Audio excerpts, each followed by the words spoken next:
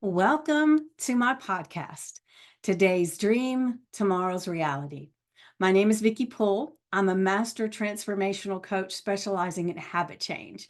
And this podcast is sponsored by the Enlightened Peach and is all about embracing our mosaic life. And some of you may ask, what is a mosaic life? Well, it is recognizing that all the pieces of our life, the good, the bad, the indifferent, have all come together to make us who we are. So change any one thing and we are different. With that in mind, I invite you to embrace your perceived imperfections and celebrate who you are. This podcast is unedited and raw, just like life. I am your host, and I have a special guest with me today that I'll be introducing in just a moment. But if you have any ahas, questions, appreciations, please leave a comment or a voice message. And remember to like, subscribe, and share. So now let's get started. So this beautiful lady here is Ankhara. That's right, right? Mhm. Ankhara Rose. And she is in a group that I'm actually a member of. And she was in there one day and she was making posts, and I thought, oh, she sounds amazing. I want her on my podcast. So I reached out and we've had a chat since then. And so I want to thank you so much for coming on and sharing with my audience all about your story. So let's open this up a little bit with you just sharing not what you're doing now, but how did you get to the place where you're at now? Amazing. So thank you so much for having me. And before I even go into that, I just want to say how much I love the mosaic life. That's what, yeah, Yeah. that's my jam. My jam is embracing all of those pieces and very much tied into my story, right? As I think probably all of us, right? We have this Yes.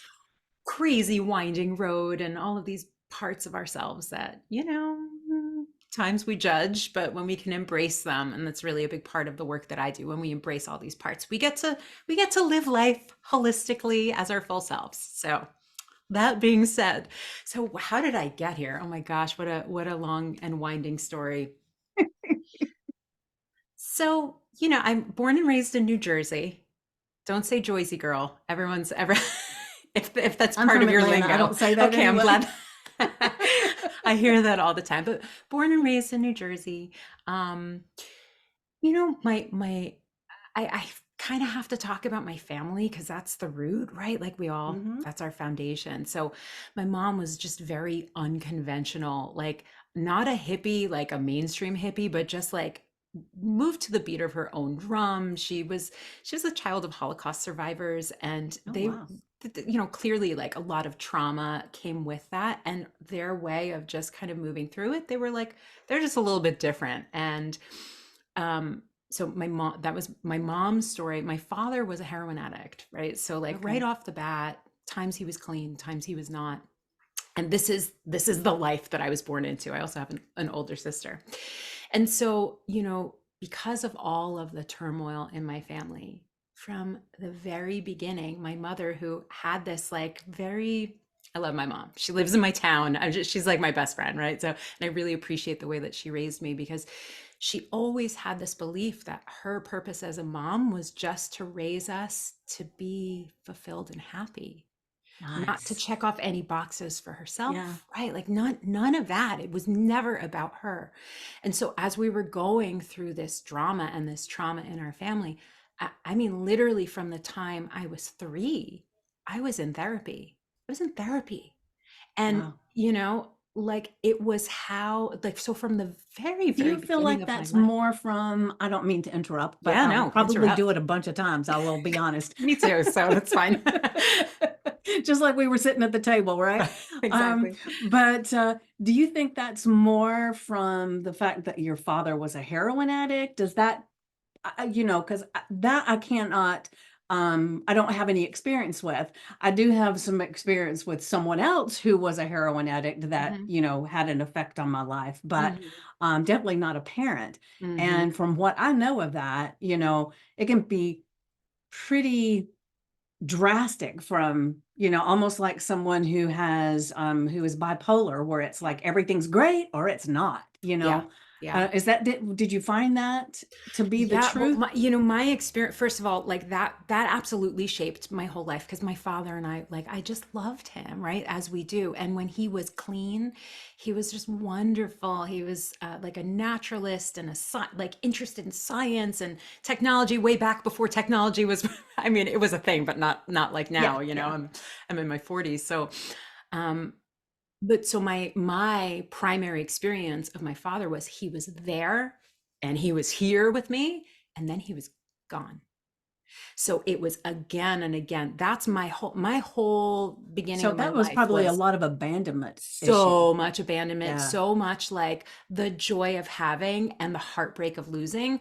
But that cycle, learning that again and again and again, like definitely put up some walls, Mhm. definitely created some schemas about like how I view the world and how much, like fast forward many years, but like really doing the work on myself and realizing how hard it is for me to let myself like really want what I want because there's always this feeling of like, yeah, but it's going to go away. I've had to learn how to embrace that, but that's for later on in the story because I'm still Okay, a okay. child here, okay?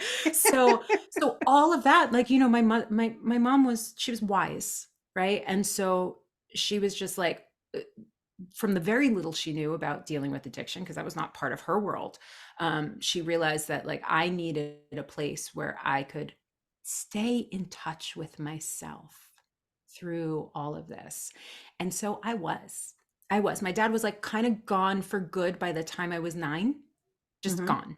And so it was my mother and my sister and I, and we had to move around a lot. We didn't have a lot of money. We spent 1 year living with my cousins and my aunt and uncle. Like there was just a lot of turmoil. But I mean, I should be really messed up based on my childhood, but I swear it was the fact that I always had this grounding cord to myself through therapy. Like there were times when I went over the edge, right? I'll get to that Mhm. in a minute, but like I still always knew who I was.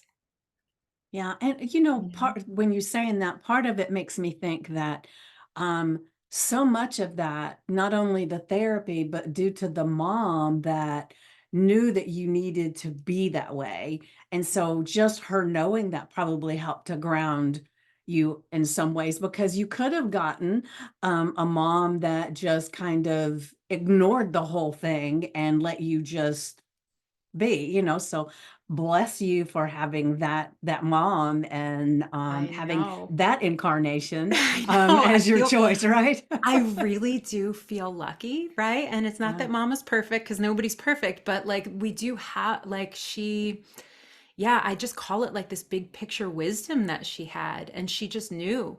Meanwhile, like years later, even just recently, I found out how hard that time was for her. She was keeping it together for us.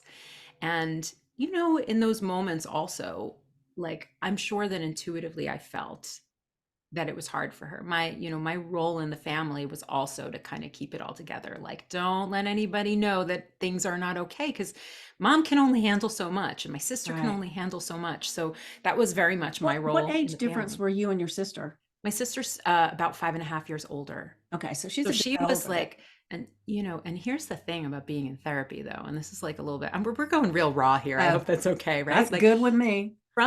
I have a memory of being 5 years old. I don't know if I've ever told this story publicly, but we're telling it here. I have a memory of being 5 years old and my father driving me. We live right outside of New York City. So him putting me in his car and bringing me into the city to score drugs. And I remember we're driving back. I remember driving back over the George Washington Bridge. There's this turn, right? And I remember turning to him at 5 years old and saying, people who do drugs, they're bad. Right. So I had some awareness.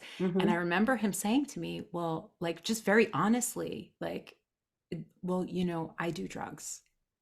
And at 5 years old, like how I think back sometimes, like I remember that moment. I'm getting emotional. I remember that moment. It was such a like eyes open. Like how could, like, my whole schema had to change. My whole Yeah, how can this be my understanding, dad and know right? that he's saying that Right. he's And bad? it's like I had to shift this belief of like, but I love you. But if Yeah. that's bad, like, so I feel like that was this core. experience in my life that allowed me to hold polarity. I Mm, don't know if that makes sense, but it like does. even from that age, I had to hold like this is bad, this is wrong, right? Like from a, a 5-year old, Right. drugs are bad, right? And they are. But, like having to hold that and then seeing my father beyond the drugs, right? Like knowing the truth of my father, knowing that he wasn't bad. Right. Right? And so I held this. When I look back, it was beautiful that I was told all of this and that I had a language for it and that I felt safe enough to speak up. I do think in some ways my childhood was cut short, right? Because to be 5 years old, 6 years old, Yeah. 9 years That's old, adult 15 years old, conversations. it's Yeah. an adult conversation. And, I appreciate the way that my mom raised me as a human, not as a child. I don't, Yeah. Yeah. she didn't baby me. She didn't talk down to me. She asked my opinion about things. But, now I'm a parent, right? I've got a 10-year-old and a 12-year-old, and I have like different boundaries as a parent than my mother did. I love some of what she did, but it's very important to me to preserve my children's childhood as much as I can because it's a short window. Yeah. I Yeah. mean, now they're 10 and 12 in the year 2024. So, it's It's the very same as being different than when I was 25, 10 and right? 12. Right. So, yeah. So, should I just keep on rambling the story? Just Are you keep cool with on. that? We're Okay. listening, or Beautiful. I'm Okay. listening for sure. So unfolding right now, I'm like, daughter, single parent, single family, moving around a lot, hit the teenage years, and now I went into my own experimentation with drugs and with sex and with all of these pieces, in retrospect, really trying to understand what was the thing that was more important than me, right? Because Yeah. that was, no matter how much therapy I had, there was still this core, we all have this core limiting beliefs, right? And Hmm. mine was, I'm not good enough or I'm not important enough that he could choose, that he would choose me instead of that, Yeah. right? And so I went through my own journey, drugs in high school, and then it turned when I got into college, it shifted into an eating disorder. And so I had many years of addiction. um, I won't say like it wasn't severe, it wasn't crazy. I was walking the edge all the time, but there was something So about you me. were more Remember, in an experimental it was definitely place. experimental. It was pushing the edge. It was definitely escapism too. Yeah. It was yeah, I mean, I think part of it was youth, but part of it was this like seeking. Like I really, it wasn't conscious, but I Yeah. know there was some sort of quest to understand what life was like for him. I obviously wouldn't do heroin, right? Like I had limitations, but I did push the envelope a lot. But there was still, and I still think it's because of the therapy. Like I would push things so far, but both feet would never go over the edge. I don't know how else to describe it. Like, my I would go out with my girlfriends and they would be walking into the middle of the street in New York City. And I would be mama bear, 10 years younger than them, pulling them back no matter what was going on in here, like Hmm. still had this grip of like, Well, even to the point. some of that probably comes from when you're in your family dynamic. You said you were the one that was trying to keep things together. Yeah. So when Yeah. you grow up that way, you still do that with your friends and all those different in your business and everything. It's Oh, like yeah. you're like, oh, let me hold it all. I don't want it to get out of Yes. place. And sometimes it's a blessing and sometimes Yes, it's a that's right. curse. So it helped me there, like for Yeah. sure. Yeah, and I love that point because absolutely, right? Like the way that we learn to survive, that just comes with us. We can do all this subconscious reprogramming and personal work, but that's a tendency. It's almost like it's a deep groove that's very easy for us to fall into no matter Hmm. what's going on in our lives. Yeah. Um, so I kept this thread of truth to myself to the point where like even when things were really bad, my eating disorder, to be honest, was harder to overcome than the drugs. The drugs were like for fun. That did not feel fun. So That was was the eating disorder, was it, anorexia? Was it bulimia. bulimia? Yeah. Okay. Yeah. And I learned, I learned from I never went to treatment, but I'm like a seeker. So, and I like to be honest with myself. So I was even like, I'm like, wow, just like totally honest with myself. I'm like, wow, can I curse here? Sure. Okay. I don't I was just care. like, wow, this is really fucked up, you know, but I'm not ready to stop. Yeah. Right? And I would just have these conversations with myself through like the hardest times when I was like, wow, I'm doing really well. And then I'd relapse and I'd be like, Can I fuck, ask you like, some questions about that if you don't yeah, mind? please do. Okay. Please do. Well, the Yeah. reason is because I don't know how I can't remember how much I shared when we talked earlier, but I've been on a diet roller coaster and everything my whole life. And I Mm-hmm. have had times where I did different legal drugs that were supposed to stop you from wanting to eat. Yeah. And then I have done the thing where I tried to throw up and everything, Mhm. but I could not seem to do it. It was like, Mhm. there's got to be a trick, but I have a really good gag reflex or something because I couldn't make it work. Thank Bless you, God. and you're lucky. Yeah, yeah. Your And teeth are then thanking you, by the way. I did the laxatives, Yeah. I did Yeah. so many different things that just looking for that magic, that one thing that would make it different. And, Mhm. and it is amazing to me that I'm as normal as I am.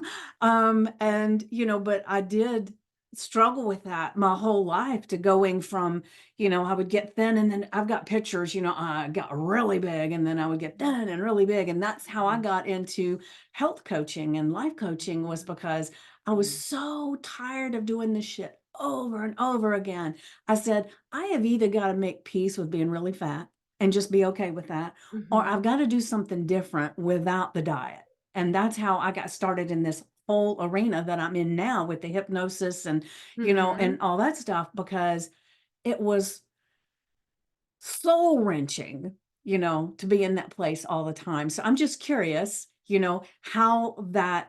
how you really got started with that and how you were able to overcome that. Yeah, it's such a great question. So I was heavy, like I was pretty heavy in high school, and then moving into college. And I moved, I went away to college. I went to Baltimore from New Jersey, not super far. But I think things felt really out of control for me, and I would just binge to kind of not feel it, and was so uncomfortable that I would purge after. And yeah, like it started like it was not a thing, but then all of a sudden, very quickly, it just became a thing. And it was a lot of, I wouldn't say that I struggled with my weight my whole life. Like I was heavy in high school and really confident, like probably the most confident I was, and I was at least 60 pounds more than I weigh now. Like I didn't mind being big, and I don't really think that my eating disorder had much to do with my weight at all. I Mhm. think it had to do with control. Um, and So even how does that look like control, if you don't mind my well, asking? it was like finally remember that conversation about like, well, I had to keep it all together. When I finally let myself not keep it together, I would go so far. And then the purging was this illusion of, well, now get yourself back together. Right. It was Okay. almost this, I don't know if that makes sense, but it was Well, almost let like me I ask was you, in so were you control. when you were doing that, were you also doing massive exercise and stuff too? No, no. It was really Well, just that. the And reason I'm and by the way, asking I didn't lose any weight doing that. oh, yeah, That's the other thing, right? Because yeah. like, Well, the reason I'm asking, there's a show on, I can't think it's on Apple TV, I can't remember, it's called Physical.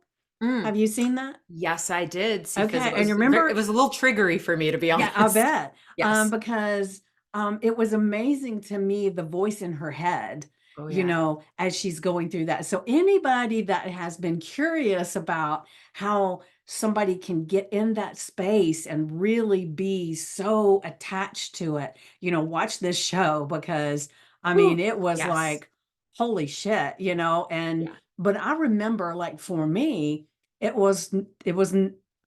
could have been a little bit of controllable. It was more that I was so out of control with my eating, and I Mm, was fat, and I wanted to not have the effects of all this yeah. eating. And when I was in college, right before a big event was coming up where everybody had to fit in their dresses and stuff, oh, they were still eating like crazy in the dining hall or going out to eat. But every day in the bathroom, you could hear them, different Oh. people making Mm, themselves throw up. And mm, that's when I tried it. Was I thought, well, mhm, that's it. That's the answer, but I couldn't mhm. seem to do it, and thank Oh, God. But, thank you know, God. Yes. it's Yeah. bigger than we could ever imagine, that is going on. So I'm sorry. Well, and I have to say, like, I mean, this will go into a whole existential conversation, right? But Mhm. I actually have this belief that the way that women treat their bodies is a direct reflection of how humanity treats the earth. I mean, Mm. when I say existential, I I believe that we have been culturally indoctrinated or programmed or influenced. When you focus on your body and when your body has to be perfect, when a human body that is not perfect has to be perfect, boy, does that take a lot of energy. Yeah. And how convenient that women are putting so much energy into something other than whatever else they could be putting their energy into. Then I mean, think about, right, those times, right, like the times of dieting, right, because everyone, we've all been dieting for years, right, like Right. how much energy it took to Concentration. plan, to feel guilty, right, like all of the pieces of it, Yeah. Yeah. massive. Yeah. And I like I said, like I didn't go to treatment to heal. Actually, the way that I healed was personal development. And I'm a teacher, just like I'm just naturally a teacher, been teaching forever. And so I decided to just learn everything I could. And then I created a little support group for myself Oh, of nice. people. And we just kind of met and Yeah. talked about this stuff. And The first meetup. yeah, it was a meetup actually. It Yeah, was was it? literally a meetup in New York City, right? And some of the people got better and some didn't, Yeah. right? But I did. Yeah. I did. I learned how to heal, but I will say the biggest, like, it feels so strange, but I feel like what set me on my whole path for my business in many ways was one book that helped me heal. And the book is called Intuitive Eating. Hmm. And the whole premise of the book is diets don't work. And the reason that we eat out of control is because we do not have relationships with our bodies. Yeah. And so the book just teaches us like super simple steps to like how to start listening to your body. And that became the metaphor for everything for me. It was almost like going back to my like roots of going to therapy, because when you're hurting yourself consistently, right, whether it is taking diet pills or whatever, we're not honoring our bodies, right? We're treating our body like a burden, we're treating it like a slave, we're abusing it, we're betraying it, we're judging it, right? That's not a partnership. Right. And so it was like I had to find my connection with my body again. And I'm not saying like love your body, because when you hate your body or you judge your body, it's a very big leap from judgment to Yeah. love. Yeah. For me, it was just like, hey, my body's a body. Hey, Yeah. my body's relying on me to treat it well so that I can survive and live a long life, right? It was those kinds of shifts, and really, just beginning to learn how to listen to Yeah. myself differently. And it's funny that you mentioned that because that's one of my big things when I work with my clients, and I have a Body Beautiful program that's going to be coming out in February. Mm, And it's all about, you know, well, not all of it, but a lot of it is about finding the beauty in the body that you have and yes. appreciating Ugh, for what it does. And that doesn't mean that you're accepting it just as it is. If you want to change it, you can still change it, but you right? can't change anything that you hate. Oh my gosh, Yeah. 100%. Yeah, A yeah. So hundred that's the percent. thing. And, so with some people, it depends on who the client is. I have them go through a cleanse, and that's to rid them of all the toxins and the Mhm. sugars and the caffeines and all the different things.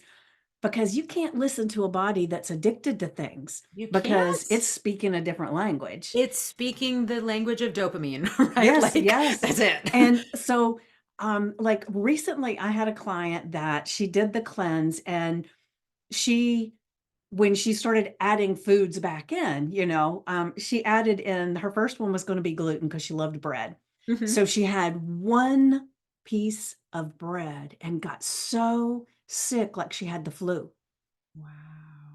So I said, well, don't eat anymore because normally, you do it for 2 days and then you cleanse and you add another thing. I said, Mhm. don't eat anymore. Go ahead and do a 2-day cleanse Mhm. and then you can add something else. And I said, if you feel really strong about it and you want to try again, you can. Mhm. But just one piece of toast and you've got that kind of reaction, you may not have celiac disease, but you definitely have a severe sensitivity to gluten. Right. And so, Absolutely. and I told her, I said, you've probably had the effects of this forever. You just thought it was something else. And so that's the beauty of doing a cleanse and getting a clean slate so you can Mm. hear what your body's saying because listening to your body is the paramount to anything that you do. Oh yeah, absolutely. Right. I always say like your body, your heart, right? Like these your soul and the mind, right? I know Yes. we make the mind a bad guy, but the mind is not a bad guy. It's a Yes. helpful tool, right? Like it's supposed to Well, help us. without it, we would be stuck, right? Without us, yes, exactly. This conversation certainly wouldn't be happening, right? So I completely agree, right? And like I think that we're going in a different Ah, direction here, hell, right? who cares? It's meant But to be, right? when I think about the modern world and I think about technology and I think about sugar and I think about TV and I think about social media, did I say social media? Social media, right? Like all of these things stop us from hearing ourselves. They all separate us. They all keep us distracted from listening. And I don't think it's a big conspiracy theory. Some people might think it is, like some, there's some orchestrator on the top. I just think it's a dopamine thing. And the people have figured out like, oh, when I give this person dopamine, they stay on my app longer. Like I just think, that's all it is. Well, And they're not even thinking just about look at dopamine, TV right? commercials, that's been going on forever. And Hmm. that's what that is too. It hijacks you, it almost hypnotizes you into a certain place so that you want their product, Absolutely. you know? My kids grew up in an era without, we don't have cable TV. We've only had like, Netflix or, like whatever it is without Streaming commercials, services. Yeah. yeah. And so like now when they watch regular TV and the commercials are on, they're what is this? And I'm like, oh, What you a have waste no of my idea. time. Right? And then of course, what's the first thing they do? Hey mom, I think I need this Yeah. thing. I'm Yeah. like, Yeah. you've been hijacked, my friend. But you're totally right. Like we've all grown up with that. And I think that, we can go and we can judge it and we can make it wrong. But for me, I feel like an easier path, right? Kind of like what you're saying is like, well, we have to accept that it's there, right? Us being pissed about it or feeling like if we feel like a victim to it, that's not empowering, right? So Right. like, yeah, this is the way the world is. Now we bring in the awareness. And so now we have some choice, right? And so Yeah. maybe the commercial comes on and we mute it, or maybe we set a timer for how long we're on social media, or maybe we do a cleanse and we say, this whole weekend, my phone's going to be in a lockbox and I'm going to survive and life will go on without me checking my, email every Mm-hmm. 15 minutes. Yeah. And we Well, have to do those things. it's funny because, um, now this day and time, our phone is attached to us, like mine's right here, right? Yeah, yeah, mine's right there. It's on silent, so in case somebody calls, it's not going to interrupt anything, but it's right here. Yeah. And then I have a business phone that's in the other room, so I have two phones that I'm working with.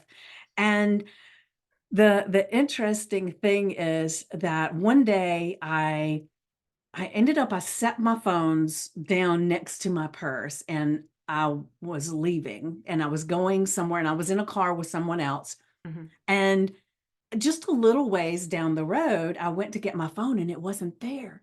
I said, "Oh my God, we got to go back." And they said, "No, we don't have time. We've got to go." Well, I said, "Well, then you've got to message." My daughter was at work. I said, "You've got to message my daughter and tell Mhm. her that I'm." out of commission right now. If she needs you, call her. I mean, it was like before this, because I'm a lot older than you. And so I remember when I left my house to go to my friend's house. I had to call when I got there because Mhm. until I got there, nobody could get in touch with me. Right. And then I would say, "I'm here." And then when I was coming home, I would call again. I'd say, "I'm on my way home." And you left your house, nobody could connect with you. You might could Nobody. stop and get a payphone if you wanted, but it's just amazing to me that now people not only can connect so quickly, but so many people have the little app on their phone so that they can track everybody they know. Oh, I know. I don't do any tracking because I find it kind of creepy. Like I Yeah, and I know some people love it, but like for me personally, I'm like, I don't, that's too much connection. I need a yeah, little, give me a little space. yeah, Nobody know yeah. where I am, please. And I don't need to know where you're at. Even my kids, I don't check. And I think about that all the time too, right? Like we're in the house that my husband grew up in, and we're in a little town, a little suburb outside of New York City in New Jersey. And this street, like, it was, sorry, hold on. And this street was, speaking of phone going off, it was like a tree-lined street with a bunch of kids. And, my husband tells stories about like, and he's not much older than me. He's, 40 in his mid 40s. And his mom would be like, come home when the lights turn on, when the street lights come on. And that was the only rule. He didn't even have to call where he was going, Yeah. right? He just went out and then he came back. And I don't know what would happen if he didn't come back or if he came back late. I'm assuming they would worry, but like there was none of this like hyper. It's hard not to be a helicopter parent when you are tethered to your child, even when they're being independent. Yeah. So But I can say it's a yeah, different time now. it But is. there was probably the same shit going on, but it wasn't in our face. Yeah. So we didn't know it. And I'm kind of a proponent too that what you focus on is what you get, right?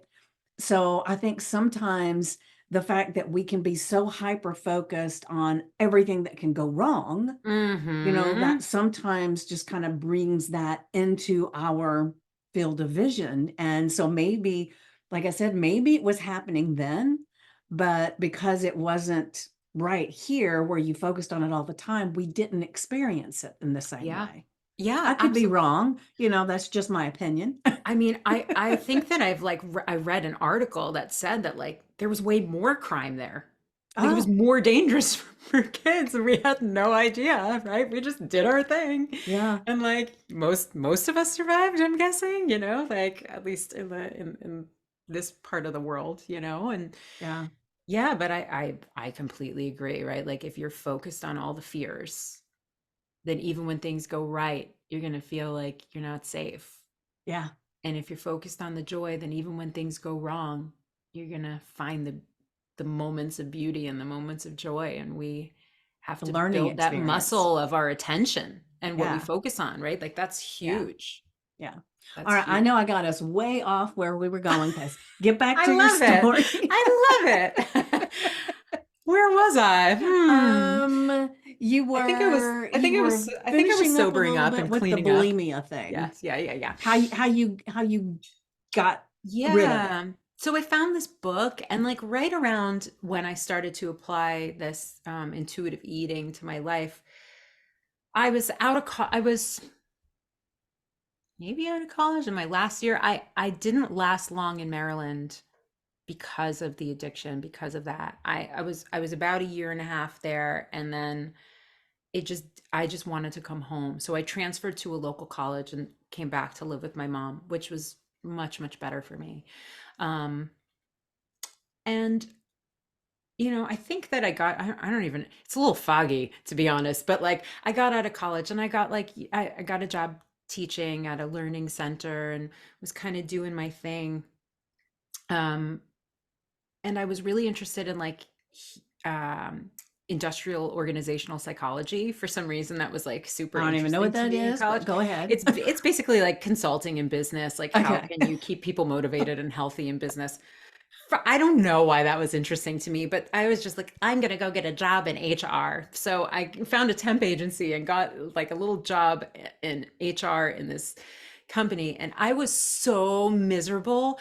I hated that job. That was the only job I've ever had that I hated so much. I don't know if it was just being in a corporation or just being in that role, but right, like I don't know, maybe 3 months into that, I think it was actually my father who had cleaned up and we had built a relationship. I skipped that whole part, but we were fine. He had a friend who was a life coach, and he Mm, just randomly sent me an email. He goes, check out what this person's doing. And I contacted her, and she was a life coach. And I said, well, where did you get trained? And she said, oh, this place called CTI, Coaches Training Institute. And I said, I want to do that. So I was about 24, 23, 24, like young, right? yeah. And I flew to Minneapolis where my dad was living and they had a training there. And so I started this journey of becoming a life coach at like in my early 20s. Nice. And from there took a year-long leadership training program. And, you know, I guess I was always meant to be an entrepreneur. Like when I really look back, I was always like for a long time, I was always like, I was tutoring, I was doing something. I was, as soon as I found about coaching, I was coaching. I never had the business acumen. Like that was not even in my wheelhouse. Remember, I was raised by someone who said, just be fulfilled. So I was like, I'll Yeah. just do what I'm good at, which was that. And I didn't even talk about, I've been a musician since I was 13. So I would play some Oh, what kind music of and I do, musician? do these things. Yeah, I'm a singer-songwriter. I had a pretty solid career as a commercial singer-songwriter for many Oh years. man, sing us Yeah. something. I can't. I can't. Oh, No, I I'm just can't. teasing. I'm just teasing. I'll I send just you a wanted to link put you though. on the spot. Yeah. It's funny. I have an interesting relationship with music now, but Yeah. that's also a part of what I do. So I've always been somebody who's been entrepreneurial. And so I'm kind of skipping forward, I'm right? in so Like, awe. I'm just telling yeah. you, I'm in awe. Go ahead. Are you not entrepreneurial? Oh yeah, I am, Oh, but you are. I didn't start this coaching journey until I was in Mm. my 50s. Mm. So I think, Mm-hmm. man, would it have been amazing to have had that idea at that age, Mm. because it's just the growth that I've had in myself from the time I started my health coaching journey. Because what happened with me was, like I said, I was heavy and I wanted to get rid of all that stuff. Well, at Mm-hmm. first I thought, well, I'll hire a coach. And I thought, Mm-hmm.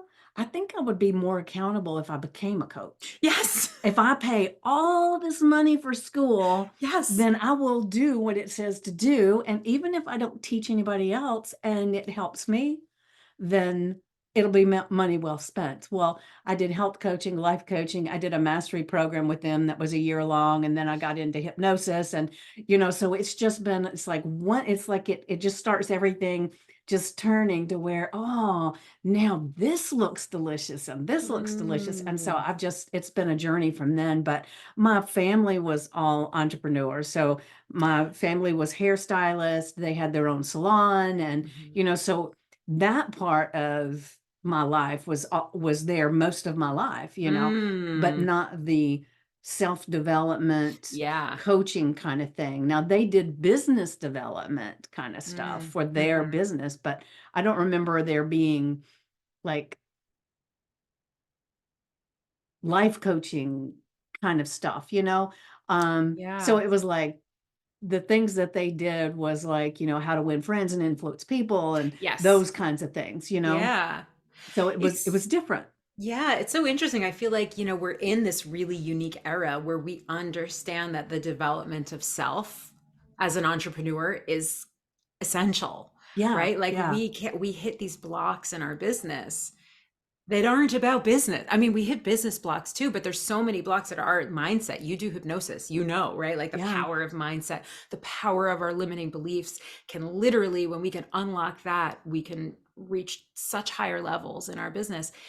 We are at this place, thank goodness, right? Because I think that it makes more responsible leaders when we're taking our own personal growth into our hands, when that's like a non-negotiable for us, Right. and then we're growing a business, that's how we get better leaders, you Yeah. know? And it's funny because I told my sister one time, I said, you know, I was having money issues and it was like, oh, this is crazy.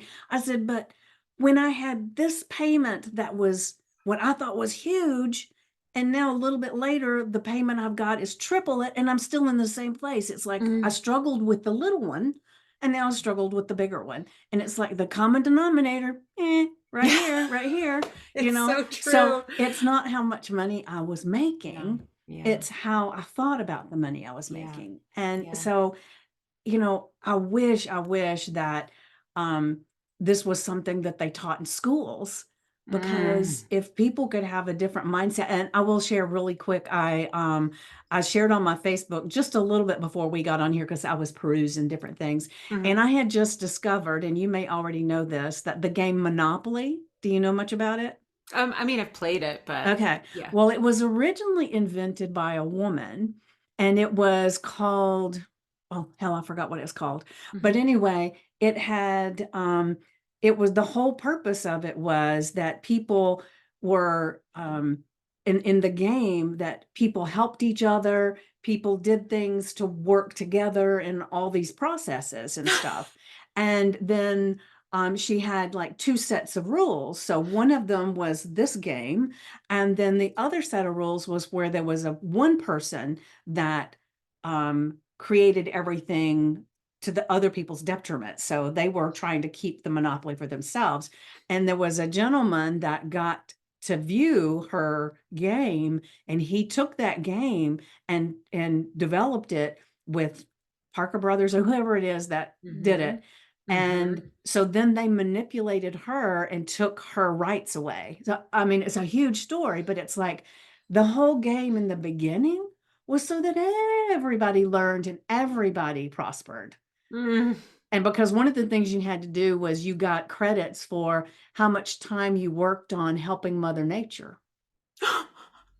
I want that game. Can we Yeah, bring that game back, please? yeah. I mean, So, I'm laughing at the absurdity and like, of course, right? Like because it's so reflective of the times and our culture. And, I'm not saying I don't think that capitalism has its place, right? But like, what's the cost? What's the yeah, cost of a monopoly, yeah, right? What's the yeah, cost of this self-serving behavior? And the cost is big. I yeah. thank you for sharing that with me. I have to go. Like if you Yeah, I find that, posted, I have to look at that. yes, I posted it on my Okay, on my yeah. Facebook page right Yeah. before we got on here, and it's just a big article that's written about the woman who created it and who she was and all these different things, because it's a very compelling Mm. story about her and what happened. So I just wanted to share I love it. that real Someone's got to quick. make a movie out of that, right? That They feels should. that Yeah, feels yeah. so awesome. And then they'll bring back the new, right? Here's my ideas, right? Yeah. They're gonna do a movie about her, and then they'll bring out the anti-monopoly game. Yes, yes. And No. they show pictures of it, and I actually went to a website that was about it, but it said that to come back and check again. So Hmm. I don't know what that means. If maybe Mm. it's probably just not created anymore, and so they don't have any Mm. I don't know.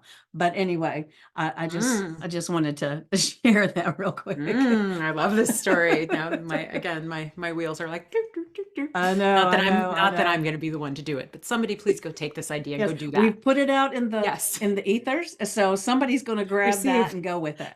Receive, person who Yeah. can do these things. Yeah. So, All right. okay, I don't remember. I have no idea how we got here, my friend. I don't either. I don't either. It's okay. All right. Yes. So let's go ahead and go a little bit, fast Okay. forward a little bit. Yes. Yeah. You are, um, you're married, you got your kids, Mhm. and now. Okay. Yeah. Okay. Here's now, friends. I know it's again, boy, and I'm sure everyone can relate to this, Yeah. right? Like, how did that to that to that to here? Like, I don't know, some sort of Yeah. miraculous. I always feel like there are no accidents. So whatever it comes up, that's what's supposed Yes. to be, Okay. right? Perfect. Yeah. Perfect. So, okay. So I was doing my own thing with business, really tutoring. We'll just say tutoring. I had a good tutoring business, and I was making money as a songwriter, as a commercial songwriter. And All of my clients came very easily. I was never serious about business. I was just like, oh yeah, this is just what I do. And then the referrals, and then the students would come, and that's what I was doing. I was also on the side creating workshops. Clearly, I do a lot of things, right? Doing workshops for women. And I That's what was on entrepreneurs a, do. yes, I know. I was also on a priestess path. So doing some sacred feminine work, really since my son was a baby. And been a healer since I was 18, right? Also, like all these things. So one day, like something clicked for me. I don't know if it was my age. I don't know what it was, right? It's this just we hit this point in life when I was just like, I'm gonna get serious about business. I'm gonna make money and I'm gonna find a way to be successful. And it's like as soon as I made that decision, everything fell apart. It's like I had no idea. Yeah. Something about that mindset, it was like, it wasn't just beginner's mindset, right? Because I like beginner's mindset. Somewhere in that process, I decided I don't know what I'm doing, and so I better pay someone else to tell me, right? I Mm, started to look at what everyone else was doing online and feel inadequate. I started to try to piece together little pieces of what I saw working for other people. I spent thousands and thousands and thousands of dollars on training programs, often training the same thing. I would just keep on buying yeah. programs to teach me the same thing, that mostly I didn't complete. And, the further that I went, giving my authority away is essentially what it was, right? I gave other people my authority away. The Yeah. less connected I was to who I am, what I like, how I serve, and why I even want to serve. Like, Yeah. why would I even want to do this? It became very much about me, right? And I say that like in just like, there's not even any judgment. That was part of my growing process. I made it about how do I make money? How do I do this? How do I do that? It So it was so became much your about me. Monopoly game. It became my own Monopoly game, a Yeah. 1000%. See, that's why we talked about That's Monopoly. right. That's why it came in. So it all, like, it culminated. I don't know if I can call it a culmination. It's more like a crash landing. I paid, I don't know, I won't even say the number, for a year-long program in a mastermind with a woman who, again, I was doing the spiritual work, and she promised this like new earth, very spiritual perspective on marketing. Very pressury sales call. Gave a couple of $1,000 deposit. 2 months into this thing, and I was a mess because the program was so opposite of who I am. It was Oh, wow. so opposite of who I was. It actually reminded me of who I was. Ah, well, it served its purpose. Yeah, no. Yeah. And so I brought my concerns to the leader, and she basically tore me to shreds and told me I was self-righteous. I was basically like, I feel like these tactics are manipulative and I can't do them. Are there other options? And she's just like, you're self-righteous and you need to go work on yourself. Oh my And God. I had spent all that money, paid in full. Did she give you a refund?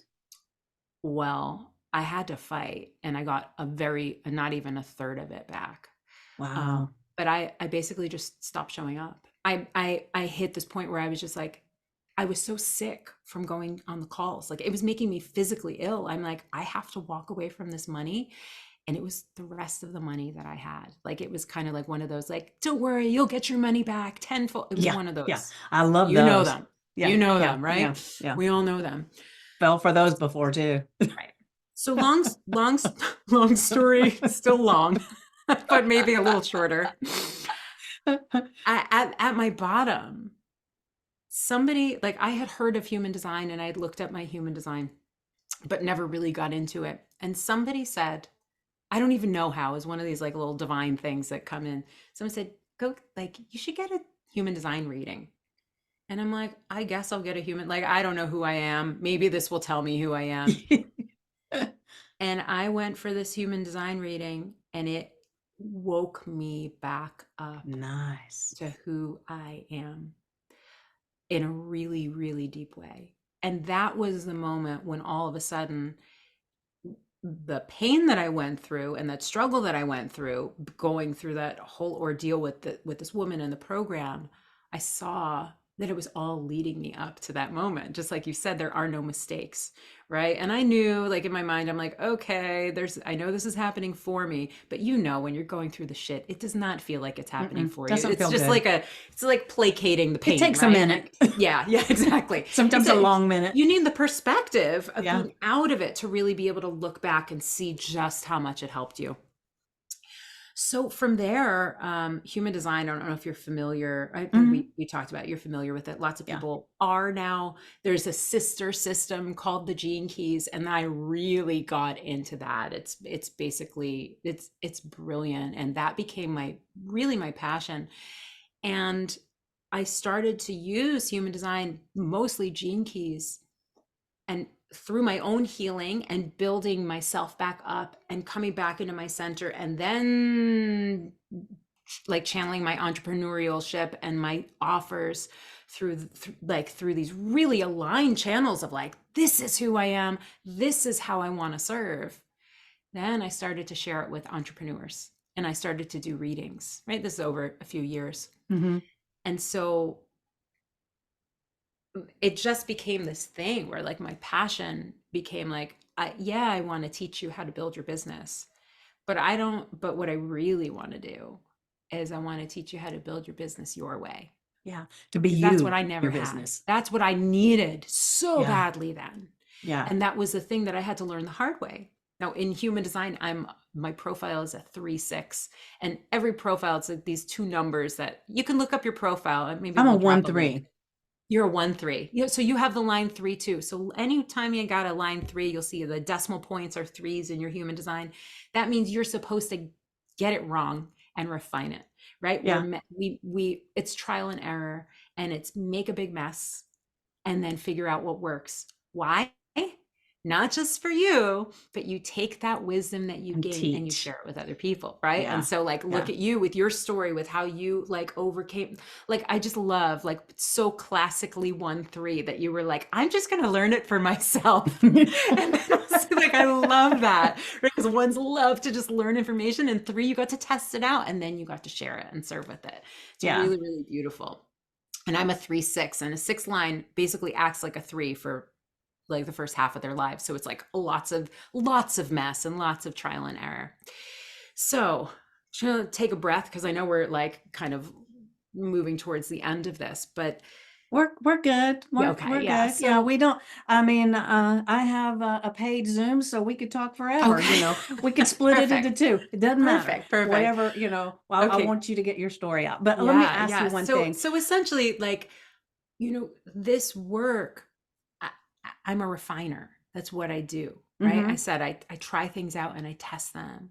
And so in doing all this work with these mostly women, mostly female entrepreneurs who are very soul led, I started to see where human design and Gene Keys was helpful, and where they needed a little bit of refinement. And so what I did, and kind of this is where what I'm working on now in my business, So you're kind of filling in the gaps with what I'm you're doing filling now. in the gaps. And Okay. I really, my passion is making things accessible to people. I really like, I don't believe in gatekeeping. And I think that when there's a powerful system that people benefit from, we can't have overly complicated systems and overly complicated language, because that creates a barrier from people being able to access it. And so Yeah. one day, I just, I don't even know how it happened. I sat down and I could say channeled, I can say refined, I can say decoded. I basically translated all of the gene keys and many aspects of human design through an entrepreneurial lens. And I Okay. created a map that lets people understand what their unique genius is in 13 areas of business. And it's called the Success Codex. And that is where all of my work and all of my energy is going now, because all that I want to do is help people be more of themselves and make money doing it. Like, Right. I think that So do yeah, you do like a reading using yeah. the gene keys and Mhm. the human design, and then after the reading you show them how to use So Your I actually have code? my it's my own graphic. It's my Okay. own codex. It's like a different picture. Okay. And I mean, I don't know when this is going live, but in just a few weeks, people will be able to access this through a very big website called All geneticmatrix.com, right. Well, where cool. a lot We'll of readers definitely use have to it. include that information Yes, because yeah, as long as I'm absolutely. not backlogged with how many people Yeah, I've had on podcast, it goes yeah. out pretty quick because I don't edit Okay. anything. Yeah. Well, I mean, whenever, hey, if you check genetic matrix and I'm not there, check again in a week. Yeah. I don't but yeah, so people will be able to, just the same way with human design, you enter your birth date and your birth, time, date, location, and it will populate your human design. It's going to populate your success codex. S- Okay. And and so essentially I've been doing a lot of readings with people, and I've got big plans for this year, really training other entrepreneurs and coaches how they can use the system with their clients. I'm Nice. really excited about it, right? It's Yeah. So I don't know who's going to be watching, and I Mhm, didn't even mention this before we got in here. So if I'm putting you on the spot, just say I don't know yet. Okay. mhm, mhm. So if you want, is there something you want to offer the guests that if they watch this and they reach out to you, they can do something special? Yeah. Oh my gosh. I would love, so what I'm doing now, right? Like as I'm getting this program, the training program ready, is I've just been doing a ton of readings and I love it. People are walking away with like mind blown moments. So if you're interested, it's really for, just to let you know, it is for soul led entrepreneurs. So you don't necessarily have to know what you want to offer, but if you know that you are here to be of service and you want to do that in a way that's really deeply aligned, because, like, let's face it, when you're aligned with yourself, you're going to hit a lot less resistance than when you're trying to be like somebody else. Right. Ask Right. me how I know. Right? So, Well, I if, will yeah, say I yeah. had a Gene Key read, not Gene Oh, Key. you I did. would love to have the Gene Key, but I had the human design reading, and I'm Mm-hmm. a manifester. I don't remember what the hell it is. Manifesting Um, generator. Does that sound right? what? Manifesting generator. It was Yeah. 2 words. I don't remember. I think you But gave me your info to look up. You want me to yeah, check? You want me yeah, to check? yeah. I'm gonna check. Because I was going to say that one of the things that when I had that reading is that I start 1,000 things and I just go gung ho and I love it. But then, it's like, well, that one looks really nice. And then I'll kind of revert. And when she did my reading, she said, that's natural for you. Yeah. And so just take that. And these are some things that you can do to harvest all of that gifts that you have. And I said, "Oh, that is so good," because I always felt like something was wrong with me because I Oh did yeah. that, and I'm Yeah. always busy, always learning. And I'll have people that say, "Oh, you do too much." But Yeah. oh, but That's your nature. I just looked it up. You're a manifesting generator, and a okay. 1000% you are meant to do the things that really keep you lit up and keep you excited. Yeah. And I think in our culture, it's so like we're just in this kind of hyper masculine still, which is like you focus on one thing and you move towards the one thing. And some of us are just not built that way. I have a I hard mean, time with that. yeah, I mean, I'm a generator. I'm not a manifesting generator, but I have a lot of initiatory energy. And like, I have a few things that would make me look like a manifesting generator. And I have the same thing. I can't tell you how many people in my life told me, you're never going to be successful because you can't just choose one thing. And I just went, "Psh, watch me, Yeah. watch me, Yeah. and then secretly I'm like, I'm never going to be successful. Yeah. But I found my way, right? Yeah. Like, and Yeah. That's it. That's that's it. the whole point, is we find our way. But I love that you brought this up, right? Because I think that it's true for human design, and it's true for gene keys, and it's true for the success codex. When we understand the way that we're built, the way that we're meant to do it, we get the permission slip to do it the way we always wanted to do it. Yeah, Like, because I that's what it swear before is. I got that, I felt like, I was supposed to be following, what the other people said with focus on this Mhm. one thing. When you get that done, then you can do something else. But Mhm. it never felt right. But so I thought, well, what is wrong with me? Why can I Mm. not focus on this and stop with this. So I think that's where all that shiny object syndrome comes from, Yeah. Yes. Yeah. because that's how I felt, it was like, "Oh, squirrel," Hmm. and I always felt like it was something wrong with me. So that just gave me, "Ah, that's part of my gift. I love Hmm. it." Absolutely. And it is, and it is. It's funny. I have a program called Create and Launch Your Offer by Design. It Mhm. actually starts in like 2 weeks. And it's one of the things that like I love doing is we look at what your type is and we say like, well, if you love to be able to put your hands on lots of things, how can we create an offer that lets you do that?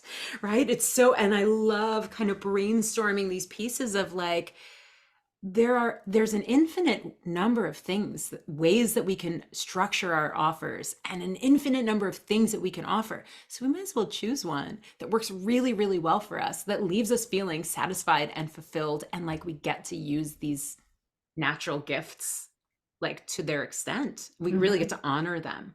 Because some people are not like that, right? Some people are like, I can do one thing and I only want to do one thing. So they would not excel in the same type of offer structure, right? That maybe you would, or maybe that I would. Right, And right, it's important to be able um to really like refine the things that we want. Like it always starts with us right. anyway, right? Like human design is not the guru. It's not meant to be that. It's meant to help us refine what we already have. We start with your passion. We start with your why. We start with your, your desire to serve. Yeah. And then we layer in this to just refine it and make it better for you. Yeah, I love the thing that I love about those 2 things, the Gene Keys and the human design, is not that I don't look at it as like the magic pill or Mhm. whatever, but it's almost like it almost gives you, and I think what you're talking about that you're creating right now might even do it a lot more effectively, because I haven't seen it yet, but I'm sure Mhm. you said it fills in the gaps. Mhm. But it's like it kinda gives you almost like a map of what your brain and your personality is, Yes. so that, because if you're most of us have spent our whole lives with other people trying to form our personality and who we are from what they wanted us to do, That's right. and so we kind of that's why we get so far away from it, and we start trying to take on the mold that they've given us. And when we start coming out of that mold a little bit, it's like we feel like, uh-oh, we're doing something wrong. This can't That's be right. right. And so I loved it that it just kind of gave me permission that all the things that I felt were actually me. And I Yes. wasn't, it was very bizarre to have something like that. Just all of a sudden, it was like suddenly I sat up and said, okay, I'm a manifester and I do this, Yes. and that's just the way it is. Yes. I love it. My heart's going like, woo! I love hearing your story about this because yeah, that was totally my experience, right? And Yeah. like, I would say like the gaps that the Success Codex fills are like, human design and gene keys. They are a personal and spiritual development tool. The Success Codex, everything is filtered through this lens of how can this help me as an entrepreneur, right? So we're looking at, not to go too deep into it, but human design and the gene keys, they're based on the planets and what gates are in the planets. So my system also is, but instead of looking at like, I'm trying to think of an example, like instead of looking at Venus from like regular relationship, right? Whatever key code is in your Venus, we're looking at it as about like, well, what's the primary relationship in business? Client. So what Venus helps us understand how we attract clients by being ourselves, right? And so we look at these keys, and the keys are um, like permission to be ourselves, rebirth, how do we move through change, how do we take initiative, visibility, brand, client attraction, our capacity to hold more money, clients, etc., expansion. Like these are some of the pieces that we're looking at. So it is all very business, but again, like I would say the biggest gap, the biggest thing that it fills is actually the language by making it more accessible, right? Because Okay. again, if I am told I am words that I don't really understand, it can only take me so far, right? The point of Gene Keys is you learn these things about yourself and then you sit back and you contemplate, right? Which is, I mean, I Well, love I that. actually the gentleman who started the Gene Keys, Yeah. he's Richard on, Rudd. Yeah. yeah, he's I watch him on YouTube, and he's actually I'm part of some program that he's in, Mm-hmm. and so he will actually talk about the Gene Keys and things like that, and it's still half the time up here, Yeah. I bought the book, I opened the book up, and I think, fuck, I don't Wrote a book. understand what this is. Oh, let me find a page that I do understand. And so Um, I just get confused on this is mhm. supposed to be my gene key, but I'm supposed to know what these other gene keys are and what they do and how they relate to mine. And it was like, So I love that you're doing something that simplifies things. I Yes. guess Yeah. that to me, that's what it sounds like. It simplifies it so that it's speaking. It's almost like people that translate the Bible, from Hebrew, and they keep breaking it down until then you get the New Living Version where it's like, yes, he said no, it's Right. Yeah. It's like, can we just use the language that he yeah. actually used? Yeah. So it's, to me, it's kind of like that. Yeah. It sounds like what you do is you break it into like the new version. So it's spoken in Yep. today's language and we can just understand it. Yeah. No, that's exactly it. Because just like you said, it's it's like it's this thing of like it's just not accessible enough. It's not accessible enough. And if you've got 2 years to contemplate a gene key, good on you, Yeah. right? But I would say personally, like as an entrepreneur, right? Because that's the point of this system is we don't have 2 years to contemplate. So Yeah. You'll whereas be the out of gene key business in says 2 years. contemplation, I say information, application, integration, right? Yeah. Like we get the information and now we apply it to our business because Yeah. that's where we learn about it. We don't learn about it here. We learn from doing. That's how we become more of ourselves, not by thinking about being ourselves, by Right. being ourselves. Right. And Right? That and then we that's why I integrate. started my podcast was because I feel like, and I don't know how much of this is all the molding was done from being a child, but I Mm, felt like I always had to really filter everything I say, everything mhm, I do, mhm, because I mhm, didn't want to upset this person or disappoint this person or whatever. And so it was like, oh, I always had problems with my throat chakra because of it, because I didn't speak mm, up. And I still have problems with that today, every now and then, I will tell you. Um, mm, but I got to the place where it was like, I want to just be able to speak and say whatever the hell I want to say. mm, And I did this podcast challenge with Stacey Lauren on Facebook. It's the Do the Thing. mhm, And when I did that, she broke it down in so many little small pieces, which sounds like what you do. mhm. And all of a sudden, I had a podcast. And it Yeah. was like, that's why I don't edit it. I don't do anything because it's like I spent my whole life editing everything. Mm, I don't want to edit anymore. I want mhm, to just be me. If my camera's not working right, like right now, my lighting's off, it's like, what the hell? Who cares? And so when we get through with this, it'll be exactly as it is right now. I won't change a thing. I'm not going to go in and take out the ums and the ohs and any of that stuff. So it is what it is. And that's what I love about my podcast and having you as a guest is mm. it's just gives me a chance to speak and other people a chance to just speak and be and tell their truth. I love it. I just love I love that. I think some people might be like, "Well, I don't like editing, so I'm not going to edit." There's like a purpose behind it, right? Like it's a statement to actually let this be authentically real. Like Yeah. I love that. I really do. Especially in a world where we're just shown these like perfected versions of everything and it's boring. Am I Yeah. the only person who thinks it's boring? Because I think it's boring. I want to know the truth, Yeah. you Well, know? I did a live a couple of days ago because I was having a really tough morning, I will Mm, say. And I mhm, got on and I was rawer than I've ever been, mhm, with crying and talking about things. And one of the things that I told everybody on this live, and I don't know how many people actually saw it, it doesn't really matter. I said it. mhm, Um, but I told them that the next time they see somebody whose life looks perfect, just realize that that's a little snapshot of that moment, and you don't have a clue what's going on inside and what chaos might be on the other side of the camera.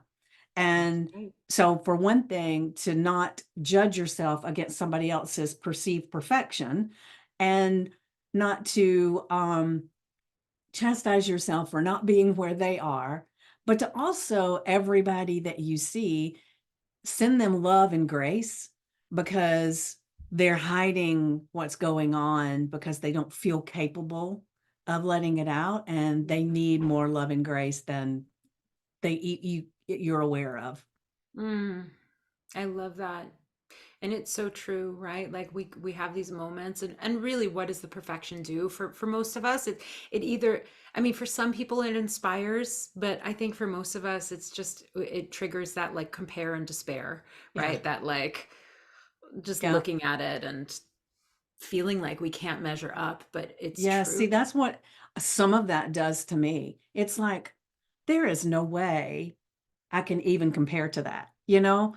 Hmm. But I will say sometimes they're showing me things that I wouldn't want anyway, you know? Right? And that's the thing. You're bringing the discernment there, right? Because, Yeah. and I think that that's also kind of a skill that we need to develop, right? This Yeah. discernment to be able to look and say and even ask ourselves, right? Because we're shown things in a way of like, hey, you want this. Yeah. And then we Yeah. got to go, hey, do I want this? Right? Like, do I actually want, I don't know if I want this. Yeah.